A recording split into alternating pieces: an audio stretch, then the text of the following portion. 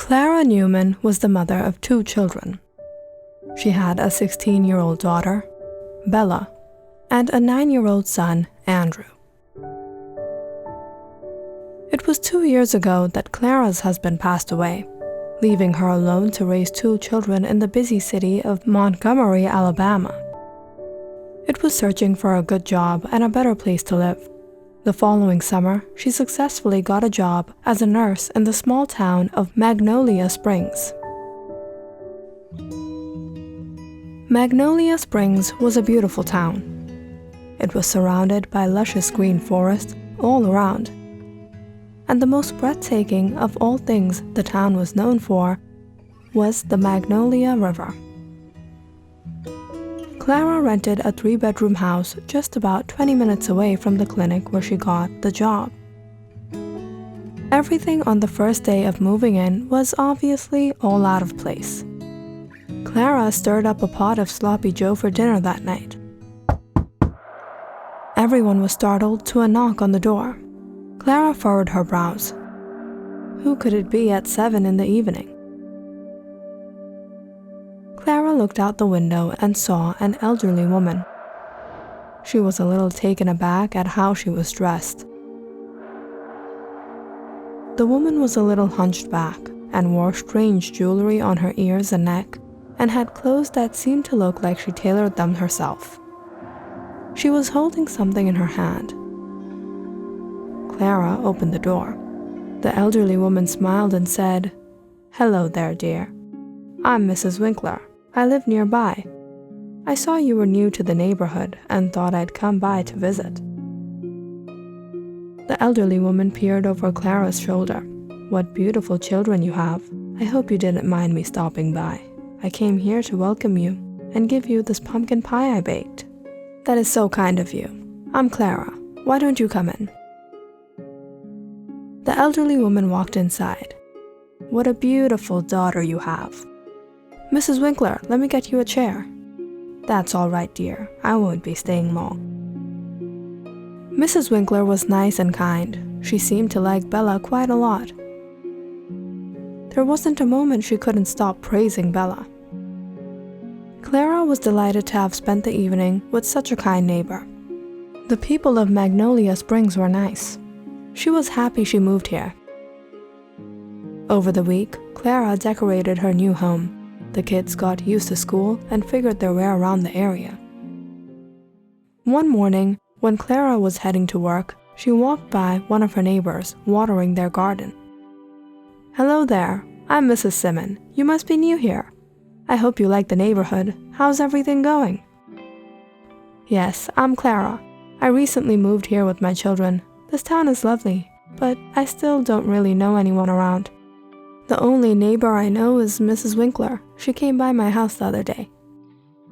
"Mrs. Winkler? Who is that? I don't know of any Winkler family around here. This town is pretty small. We all know each other, but I can't seem to point out who Mrs. Winkler is." "Oh, well, she told me she lives nearby. She's an elderly woman, about yay tall. She wears exotic jewelry." Mrs. Simon widened her eyes. "I hope you're not speaking of that crazy woman, Ursula Bohm." "I don't think so. Mrs. Winkler was kind and polite. I didn't find her crazy." "That's only a deception, Clara. Everyone knows Ursula Bohm in this town, and no one is fond of her. She lives in the forest by the Magnolia River in a small cabin not too far from here. They say she's a witch. Nobody knows where she came from or anything at all about her past. Nobody even knows what she does for a living, how she affords herself. We see her now and then when she comes to town to pick up her groceries. I'm telling you, she's an evil soul.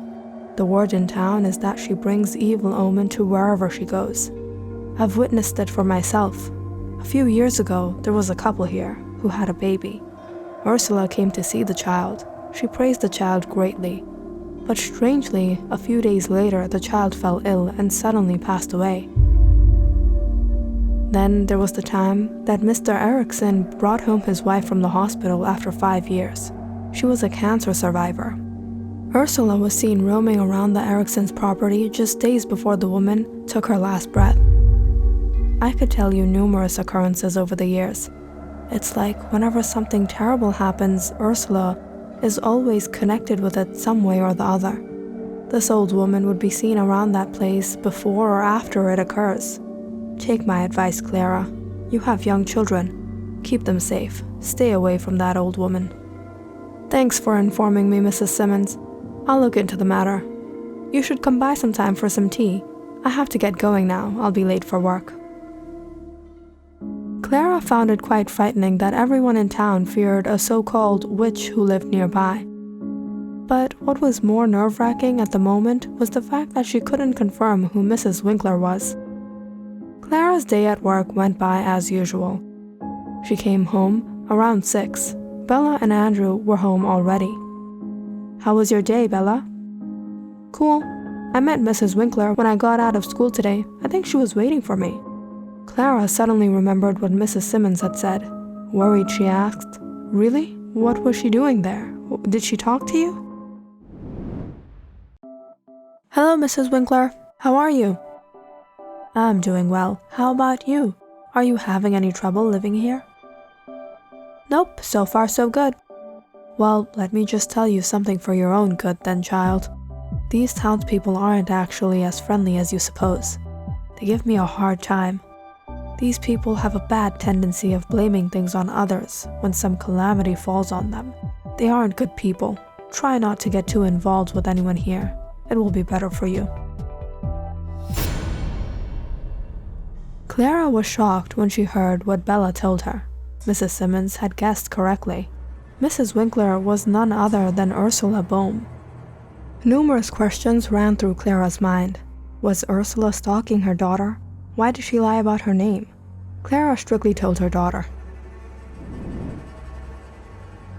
Bella, this woman is no good. Don't speak to her. Stay far away from her. Try to avoid walking down the same road with her. And if you see her around, return home immediately. Clara became paranoid about the fact that some old woman was following her children. The next few days went by fine, but something about Bella started to frighten Clara. Bella had been waking up in the middle of the night screaming for help. Clara would run to her room to see Bella drenched in sweat, trembling out of fear. Bella had been experiencing horrible nightmares. It was after about a week or so, when Bella walked out the front doors of her school, that she found Ursula waiting for her by the street. Bella remembered what her mother told her and ignored the old woman and walked away as if she didn't even know her. For moments, Bella thought Ursula was watching her and sneaking behind her. After a certain point, she became so frightened she ran all the way home without stopping or even looking back. As time went by, Bella's health condition worsened. Clara decided to give her a break from school. Bella had been behaving quite odd lately. She picked on her food, only eating a few bites at dinner. She stopped brushing her hair or changing her clothes. Clara had been noticing Bella walking around the house at night. Clara searched for her daughter around the house, only to find her eating the leftover bones from dinner in the kitchen. When Bella saw her, she suddenly went berserk. She started growling and got onto her hands and feet. Clara was horrified. She gathered her strength and pulled Bella back to her room. When Bella continued to behave abnormally, Clara had no choice but to call a doctor over. The doctors, however, were of no help, and neither were the medications they prescribed.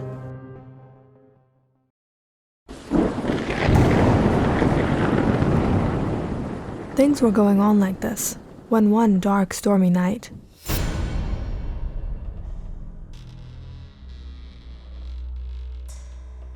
Clara heard the stairs creaking ominously. She immediately went out to inspect the matter.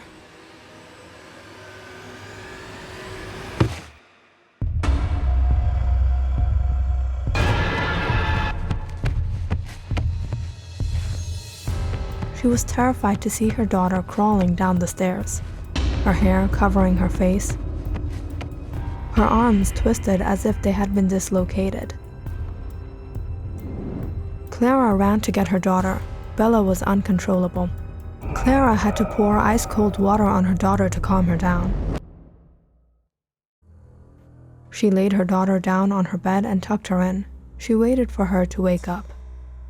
Clara sat there watching Bella as the eerie night rolled by. It was in a few hours that Bella woke up screaming again. Bella cried to her mother and said she saw Ursula in her dreams. Ursula was dragging her into the forest. She was taking her to a wooden cabin. Clara was thundered. She hadn't told Bella anything about Ursula. How could she be having these dreams? Clara feared losing her daughter. She had to do something. The next day, Clara went out into the forest, towards the Magnolia River. She followed a crooked trail that led her to a rundown cabin. Clara was a bit spooked when she saw the cabin. Twisted tree branches covered the roof and vines ran down the creaking wooden walls. Orange-yellow light seeped through the ripped curtains. It seemed that the only source of light was coming from a burning fire. There was an odd smell in the air. Clara could hear clanging noises of pots and pans from inside. Clara banged on the door. Within minutes, Ursula opened the door and chuckled, displaying her broken, chipped teeth. "What have you done to my daughter?" "What are you talking about?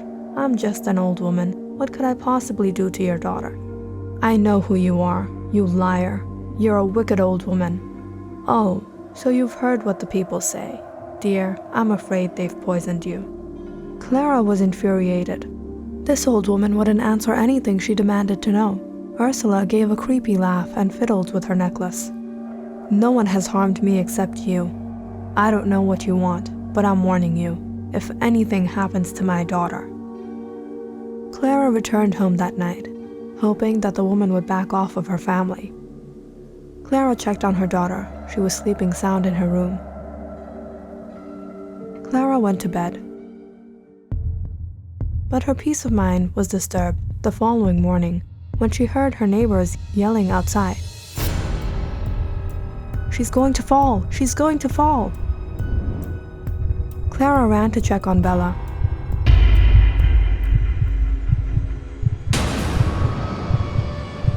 Her heart stopped when she saw Bella climbing out the window.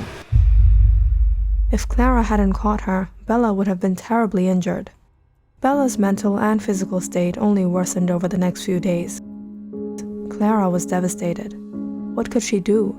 She couldn't understand how Ursula was doing it, but Bella's strange behavior had no other explanation. The doctors were even bewildered by what Bella was going through. Clara was left with no choice. She was willing to do anything to save her daughter. If she let things go on like this, there was no doubt that she would lose Bella. In the middle of the night, Clara went out. She walked out into the forest, down the same path she had before. From a distance, she watched Ursula laying on her bed through her windows.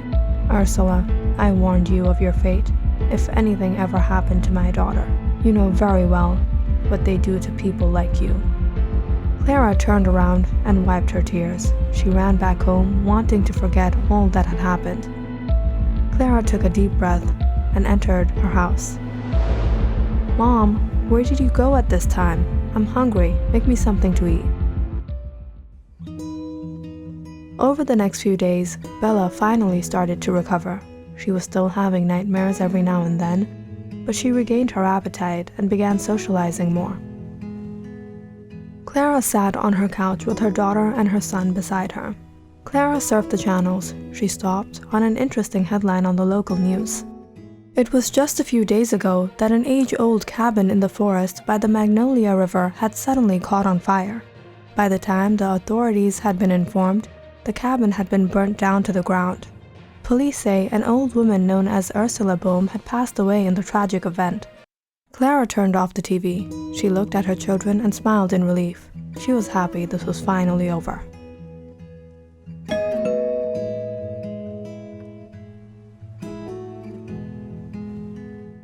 Clara opened the door.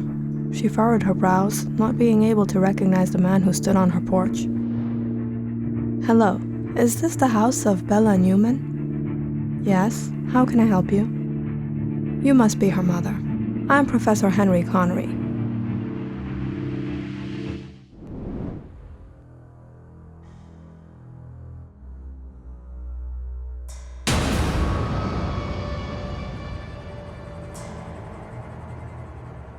Click on the subscribe button and check out more awesome videos on our channel.